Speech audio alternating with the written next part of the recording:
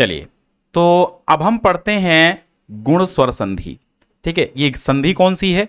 ये गुण संधि है और ये स्वर संधि के अंतर्गत आती है, इसीलिए हम इसको क्या कहते हैं? गुण स्वर संधि। ठीक है भैया, गुण स्वर संधि कहते हैं। संधि संख्या 2 होती है ये स्वर संधि की। ट्रिक है, ट्रिक इसकी एक आप देख लीजिए, मैंने जैसा बताया है कि ट्रिक के साथ ही हम आपको पढ़ाएंगे। ट्रिक इसकी पहचान क्या है? ए की मात्रा हो, ओ की मात्रा हो, बस 2 ही मात्राएं आपको दिखेंगी आपके वर्णों में, और एक अल हो या फिर अर हो। मध्य में विच्छेद करने पर अल या अर आता है, या ए और ओ की मात्रा। अधिकतर आपको ए की मात्रा और ओ की मात्रा लगी दिखाई देगी। ठीक है, इसका सूत्र होता है आद गुणा। आद गुणा का अर्थ क्या होता? आ का मतलब होता, आत का मतलब होता है छोटा आ और बड़ा आ। यानी ये कहना चाहती है, ये सूत्र कहना चाहता है कि छोटा आ और बड़ा आ के बाद अगर कोई असमान वर्ण आता है, यानी छोटी ई, छोटा उ, री, ली इत्यादि वर्ण आते हैं, तो आपका गुण संधि होगी। ठीक है, यानी असमान वर्ण। अभी तक आपने दीर्घ संधि में क्या पढ़ा था? जब हमने पढ़ाया दीर्घ संधि, तो दीर्घ में आपने पढ़ा कि आ के बाद अगर स्वर के बाद कोई समान वर्ण आ जाए। ठीक है, तो जब समान आएगा तो क्या होगा? जब समान वर्ण होगा तो आपकी कौन सी संधि होगी? समान वर्ण होने पर आपकी दीर्घ संधि होगी। लेकिन जब वही असमान स्वर आते हैं, जब समान स्वर आएंगे तो दीर्घ संधि, और असमान स्वर, ठीक है, इनको आप असमान कहेंगे क्योंकि ये आ के समान नहीं है, ये आ के अलावा वाले स्वर हैं। तो आ के अलावा स्वर आएंगे, ई उ री री, तो ए ओ अर और अल बन जाएगा। ठीक है, जैसे आप यहां पर देखेंगे उदाहरण के तौर पे, अगर छोटा आ हो चाहे बड़ा आ हो, छोटा आ की मात्रा हो विच्छेद करने में, चाहे बड़े आ की मात्रा हो, इसके बाद अगर छोटी ई या बड़ी ई आती है, ठीक है, छोटा आ या बड़ा आ के बाद अगर कोई छोटी ई या बड़ी ई की मात्रा आती है, तो आपका क्या बनेगा? वो ए ही बनेगा। किसकी मात्रा लगेगी? ए की मात्रा लगेगी। अब आप जैसे देखें उपधन इंद्रहा, तो यहां पे छोटा आ आया है और यहां छोटी ई, तो आ ई मिलकर के ए ही बनाते हैं, ए बनाते हैं, इसलिए यहां पर उपेंद्रहा हो जाएगा। ए बनाते हैं इसलिए उपेंद्रा हो जाए। जैसे छोटा बड़ा के बाद छोटा उ या बड़ा उ आ जाए तो भी क्या बनेगा? ओ बनेगा। हित धन उपदेशः, ठीक है, हित धन उपदेशा तो हितोपदेशः हो जाएगा। ठीक है, अब आ के बाद अगर री आती है तो अर हो जाएगा। जैसे महाधन ऋषि, मोस्ट इंपॉर्टेंट, महाधन ऋषि महर्षि, और आ के बाद अगर री आता है तो अल, यानी तव धन लिकार, तवल लिकार, तवलकार हो जाता है। ठीक है, ली का री की मात्रा खत्म हो जाती है और आधा ला बचता है, तो तवलकार इसका उच्चारण होता है। तो अब इतने उदाहरण, चारों नियम आप समझ गए कि छोटा आ बड़ा आ के बाद अगर छोटी ई और बड़ी ई आती है तो ए ही बनेगा। अगर आ ई का मिलन हो रहा, मात्रा चाहे जो लगी हो, आ ई का मिलन हो रहा है, मात्रा चाहे जो लगी हो, तो ए बनेगा। आ ऊ का मिलन हो रहा, मात्रा चाहे जो हो, तो ओ बनेगा। आ ऋण का मिलन हो रहा है तो अर बनेगा। आ री का मिलन होता अल बनेगा। अब इसमें केवल तवलकार ही है, बहुत खास इसमें वर्ड नहीं है। अब अन्य उदाहरणों में हम बहुत मोस्ट इंपॉर्टेंट उदाहरण देखते हैं। सुरेशः, अगर हम यहां बात करें तो सुर हम विच्छेद करते हैं, सुरधन ईशः क्या हो जाएगा? सुरेशः। पीन धन, पीन धन उरूह, ठीक है, उरू माने क्या होता है? जंघा होती, जांघ, तो आ ऊ के बाद ओ हो गया तो पीनोरुह हो जाएगा, पीनोरुह हो गया। ठीक है, राजा धन इंद्र, ठीक है, राजा धन इंद्र। अब यहां देखो बड़ा आ और ई मिलेगा लेकिन होगा एक ही मात्रा ही, तो राजा धन इंद्र राजेंद्र। राज कोई वर्ड नहीं है भैया, राज नहीं होता, राजा ही लिखेंगे आप।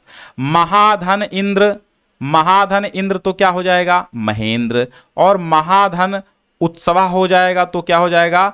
महोत्सव। देवधन ऋषि हो जाएगा, देव, देव और धन यानी प्लस ऋषि हो जाएगा तो क्या हो जाएगा? तो देवर्षि हो जाएगा। महाधन ऋषि हो जाएगा, महाधन ऋषि हो जाएगा तो क्या हो जाएगा? महर्षि हो जाएगा। ग्रीष्म, ग्रीष्म धन ऋतु, ठीक है, ग्रीष्म धन ऋतु हो जाएगा तो ग्रीष्म ऋतु हो जाएगा, अर बना यहां पे। और वसंत धन ऋतु, वसंत ऋतु हो जाएगा, ठीक है। और इसी प्रकार वर्षा धन ऋतु, वर्षा धन ऋतु तो क्या हो जाएगा, वर्ष ऋतु हो जाएगा, ठीक है। वर्षा धन ऋतु, अगर हम वर्षा धन ऋतु करते हैं तो क्या हो जाएगा, वर्ष ऋतु हो जाएगा।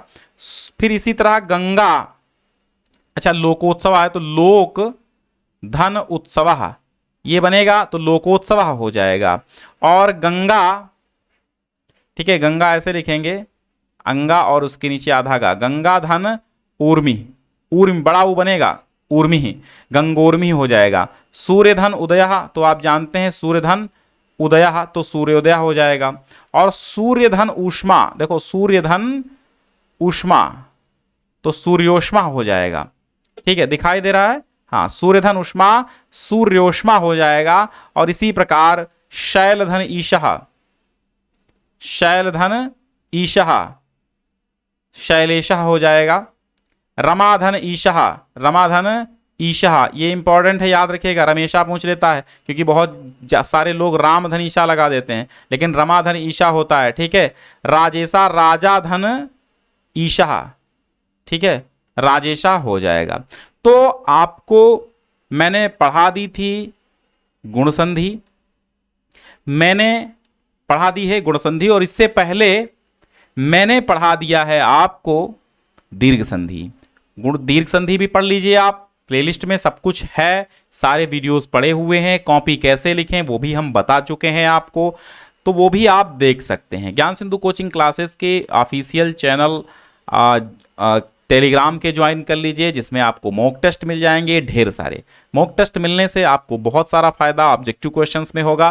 तो ये सामान्य हिंदी के विद्यार्थियों के लिए है, और 9 से 12 जिन लोगों के सिलेबस में ये है वो भी आप पढ़ें। कुछ और हम चर्चा कर लेते हैं, जैसे यहां पर एक उदाहरण और बहुत ज्यादा आता है, गंगोदकम, ठीक है, यहां पर एक उदाहरण और आता है गंगोदकम। अगर हम बात कर लेते हैं गंगोदकम, ये अगर आ गया तो आप क्या इसमें इसका विच्छेद करेंगे, तो इसका विच्छेद सबसे पहले तो आपसे पूछेगा कौन सी संधि है, तो आप बता देंगे यहां पे गुण संधि है, क्योंकि ओ की मात्रा देखे हैं आप। गंगोदकम तो गंगा धन, कुछ नियम भी तैयार करना, केवल ट्रिक के सहारे मत रहना भैया, नहीं तो ट्रिक भी गड़बड़ भी हो जाता है, ठीक है, क्योंकि दूसरे में मात्रा ओ की लगी होगी, संधि दूसरी होगी, तब क्या करेंगे, तमाम ऐसे वर्ड मिलते हैं ना। तो गंगोदकम, गंगोदकम गंगाधन उदकम, ठीक है, और गंगाधन उदकम यानी गंगा का जो जल है उसको गंगोदकम कहते हैं। अब यहां पे बड़ा आ प्लस ऊ का मिलन हो रहा, लेकिन ओ बनेगा यहां पे, ठीक है। जैसे हाँ गंगोदकम हो गया, महोत्सव हो गया, महाधन उत्सव वो तो बता ही दिए हैं, महोत्सव हो गया। और अब जैसे आपसे ये कह दे विद्यालयोत्सव, विद्यालयोत्सव, अब आप इसमें हाँ ये देखिए, इसमें देखिए, अच्छा विद्यालय उत्सव, ठीक है, ये आपको वर्ड एक दे दिया गया विद्यालयोत्सव। अब आपसे पूछेगा कौन सी संधि, तो यार इसमें तो 2 संधियां हो रही हैं, 2 संधियां हैं, लेकिन आप एक विद्यालय जो है वो अलग शब्द है और उत्सव अलग शब्द है, इसमें 3 वर्ड मिले हैं। तो मेन वर्ड्स को निकालेंगे, एक तो निकालेंगे हम विद्यालय, ठीक है, विद्यालय धन उत्सव, ठीक है। अब यहां पर विद्यालयोत्सव आ ऊ मिलकर के ओ हो जाएगा, लेकिन अगर विद्यालय का विच्छेद करेंगे तो विद्याधन आलय हो जाएगा, ठीक है। तो यहां पर आपकी दीर्घ संधि विद्यालय में है और गुण संधि उत्सव विद्यालय उत्सव में। तो इस पूरे वर्ड में, पूरे शब्द में आपको गुण संधि मिलेगी, केवल विद्यालय में दीर्घ संधि है। अगर दोनों शब्द मिल जाए तो यहां पर आपको गुण संधि लगाना है, ठीक है। और भी अगर आपके मन में कोई है तो आप कमेंट करिए, किसका बताना है वो हम बता देंगे। कमेंट बॉक्स आपके लिए खुला हुआ है, तो आराम से आप कमेंट कीजिए, और जो भी जितनी भी संधियां हैं हम एक एक करके सारी पढ़ा देंगे, कोई दिक्कत नहीं है, ठीक है। चलिए।